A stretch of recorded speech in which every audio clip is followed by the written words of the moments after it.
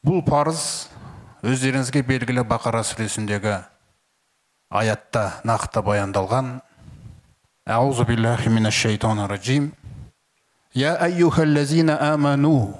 Ей иман келтіргендер, Аллаға, Алланың елшісіне, қасиетті Құранға, Құранның уәдесіне, Құранның ескертуіне иман келтіргендер.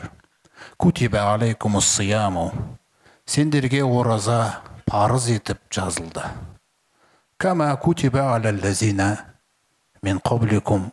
Сондай-ақ сендерге дейінгі үмбеттерге де кезінде парыз етілгеніндей. Егер біз сұрайтын болсақ, иман келтіргендер, Раббымыз бұл Рамазан айының оразасын парыз етудегі негізгі мақсат не? Менің рухым, менің ақылым қай нәрсеге қарай жұмыс жасау керек? Бұл жердегі өзекті мәселе не? Әлде тек сен үшін осыны ұстап бір ай жанды қинау ма? Парызды мойнынан түсіру ма? Негізгі мақсаты не деп сұрайтын болсақ, Алла тағаламыз бізге айтады: лағаллакум таттақун. Тақуалардан болуларың үшін. Олай болса мақсат айқындалды. Рамазан бізден нені қалайды? Рамазанды парыз еткен Раббымыз бізден нені қалайды? Тақуалықты. Тақуалық не дегенде қарапайым сөзде? Алла тағаланы көрмей қорқу.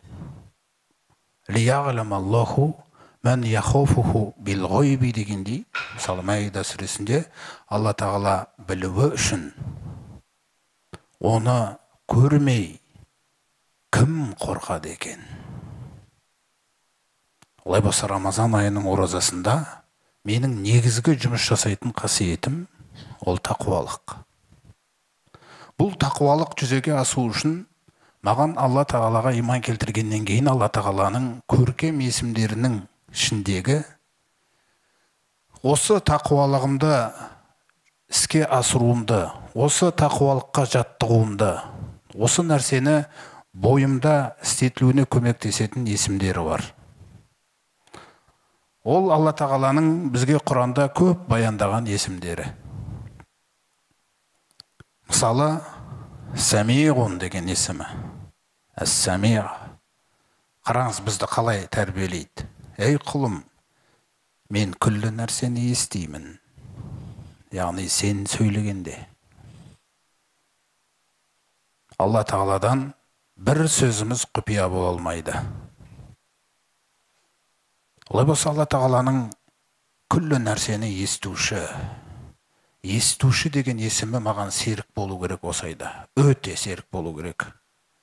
Өйткені мен бір ай ораза ұстаған кезімде менің тілімнен сол оразамды, таңертеңнен кешке дейін ұстап жүрген оразамды бүлдіріп жіберетін, соған ақау түсіретін, соған бір тат болып жабысатын нәрсе тілімнен шықпау керек.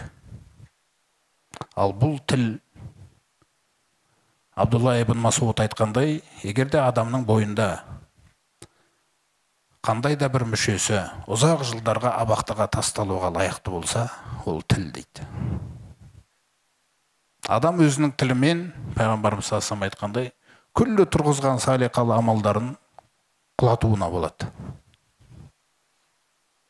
Алла тағала тақуалардан болуларың үшін деген нәрсе. Хуа ахлут тақуа. Тақуалық деген тек Алла үшін жасалады. Ол оның иесі. Құран түсірілгеннен кейін пайда болды бұл қасиет біздің санамызда, тәлімімізде. Оған дейін білмедік біз. Алланың қадірін абайлаудың не екенін, Алланың айтқанын абайлаудың не екенін, Алланың көріп тұрғандығын абайлау, Алланың естіп тұрғандығын абайлау. Кәдімгідей Алланың сипаттары маған әсер етеді. Жүріс-тұрысыме дейін басқарады. Отырған кезімде не үшін отырдым, тұрған кезде не үшін тұрдым деген. Міне сонда Рамазан осындай бір керемет қасиетті бізге сыйлағалы тұр екен. Егер мен де дайын болсам, Алланың менен қалаған нәрсесін атқаруға,